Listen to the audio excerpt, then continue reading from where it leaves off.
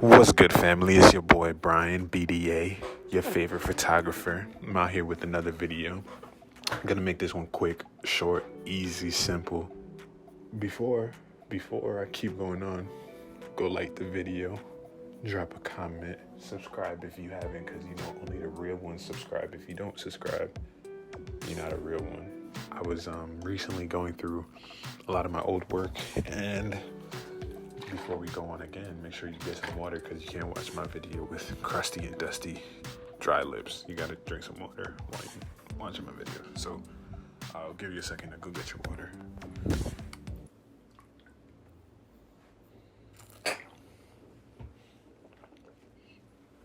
Alright, you got it. Okay, cool. So basically I was going through all my old work and trying to find, a specific line or continuity between my work and if there was any type of continuity at all, because I was just trying to look to see what I've improved in, what I could improve in, what I'm the same in, what I like, because in every image you might not know it, your style is in it. So every image you create as a photographer or as an artist in any way, there's always something that you do in your work. You might not notice it, but there's something that you do, and over time, looking at my own work, there is patterns and continuity. And just looking back and thinking about it, I was like, dang, there's certain things that I know now as an older photographer. I'm not old, but having done it for a couple more years than when I started, there's things that I wish I had known or somebody had told me, because it might have helped me in my development when I was younger, but I now know it, so now I have to use it now. So in hindsight, it's I wish I could go back and tell myself. So instead of going back and telling myself, I'm gonna tell somebody on YouTube, somebody that's gonna come across this video, and hopefully this information helps them out.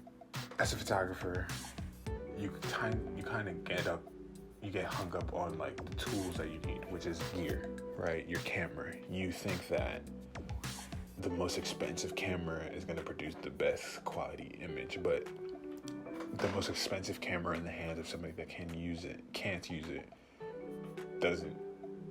is worthless. It means nothing because you can't use the actual equipment.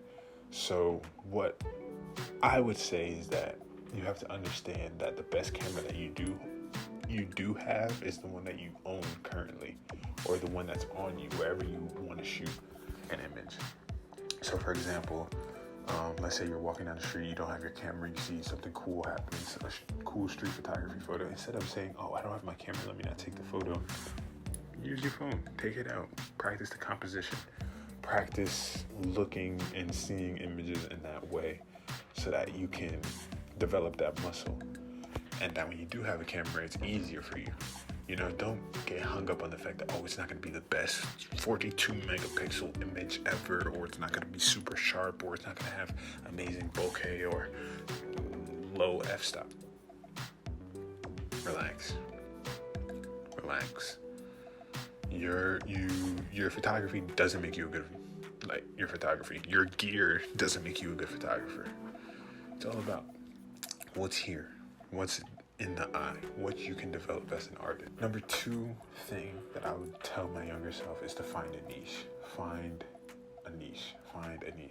something in photography, find something in your art that you are good at, that you like, that you want your art to emulate or stand for. Some people love wildlife, some people love beauty and fashion. I love beauty and fashion. Some people love street photography. Find that thing, research that thing, look at other artists and how they create that thing, and be hyper focused on that niche and building your skills around that niche. Doesn't mean that you can't shoot a landscape photo because you like landscapes. That doesn't restrict you from anything. But find a niche and learn about that, research about it, find out about the rules, find out about ways that you can break the rules to make your niche product even more interesting. Do all that type of research and understand that a niche is what's going to help propel your career as a photographer. Number 3, the number 3 thing that I would tell my younger self is to understand the difference between copying and inspiration. Copying is not a bad thing per se, but it can be a bad thing. When I first got on Instagram, one of the things that was huge was just rooftoping. And everybody wanted to get on the highest rooftop, and everybody wanted to get like these dope views. And of course I've done that myself, and I've experienced those things myself, and it is like breathtaking. It is amazing and fun to do. But I realized after a while that I was only chasing those things or chasing those views or those type of images because that's what I was seeing on Instagram. And that's what I was seeing a lot of people gain a lot of attention from. And that's the type of thing that I want. Who doesn't want their work to be seen? But then I realized I wasn't really shooting the work that I wanted to because I was copying what other people did. Do you get that? Like, it's kind of backwards. Because, I'm copying this person to get big, but then at the same time, I'm not actually doing the work I like. I'm just copying someone. I'm maybe using their work as inspiration, finding a way to do something different, or, if you see an image, not just taking that image and just completely copying it and making a carbon copy, because there's already something like that in the world. How can you develop your own version of that thing? Because there's nothing new under the sun. Everybody gets an idea from somewhere else, from some type of inspiration. Everything comes from inspiration. There's not going to be anyone, regardless of what they tell you, came up with an idea first or was the only person to do it. Okay, fine, there might be some things, but 99.9% of the time, that's cap. Straight cap. Everybody gets inspiration from everywhere. So you do the same. Don't be afraid to take somebody's work and interpret it as your own. Don't copy it, but interpret it as your own. Take inspiration from it and grow. Because when you shoot the work, when you look at the work that you like and you try to imitate it, you're just going to get better at that. And if you're looking at stuff that you think is the greatest photography of all time, hey, you might be the next greatest photographer of all time. Because you understand the difference between not copying and taking inspiration and making your own work of it. So the number 4 thing that I would say is very important for you to know coming up is that you have to understand how to network. You have to understand how to use the people around you. Networking is more than just following somebody on social media. Networking is working with those people in a medium, in a format that's like actually productive. Meeting people in person is huge. Meeting people in person is great. Understand that the network that you have of people that are around you is what's going to help develop your career.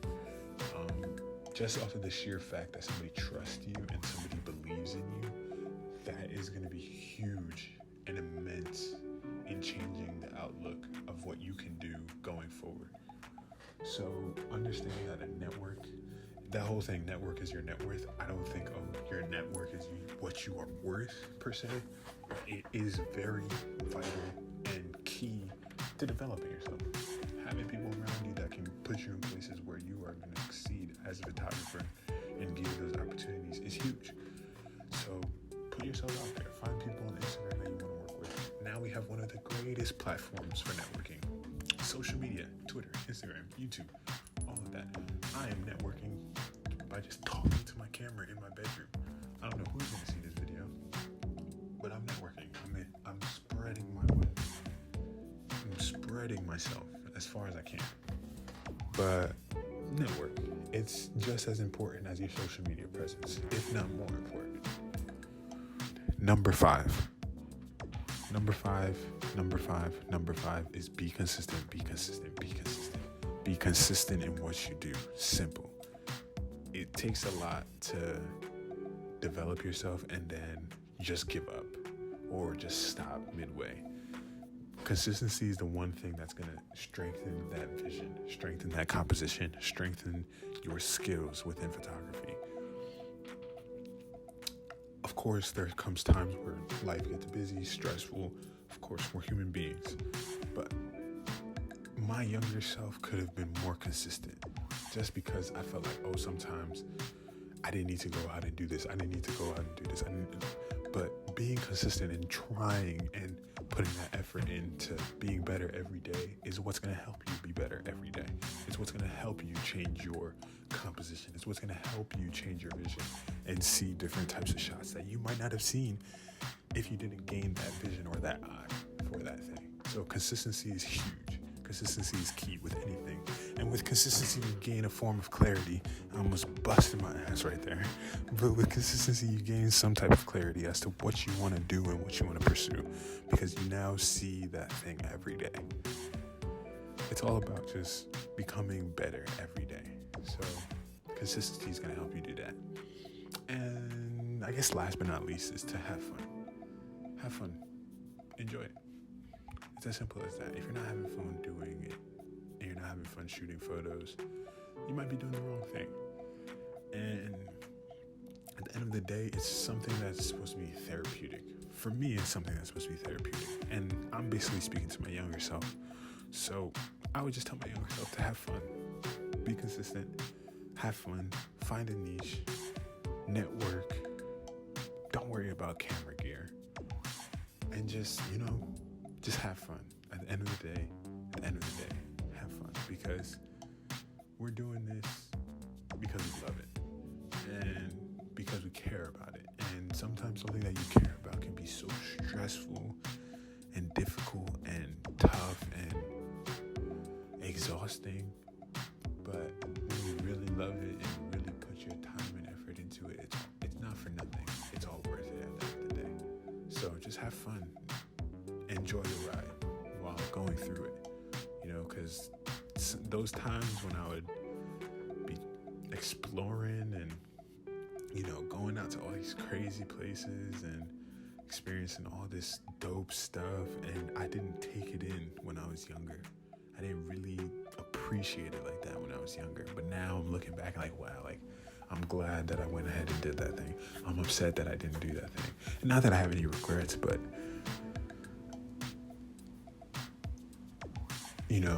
just the feeling and the fun I had was some of the most important things to me in life in general. Some of those memories are the greatest memories I will ever have. And I will never forget some of those explorations with friends, family, and you're a photographer. That's all you do. You create memories. That's beautiful. You're an artist. You're creating memories. You're creating something today that's going to last past you, past any of us. That thing, once it's put in the planet Earth, it's a thing. It survives you. It outlives you. That's beautiful. So don't stress. Have fun while doing it. And that's really all I got to say. But anyways, I love y'all.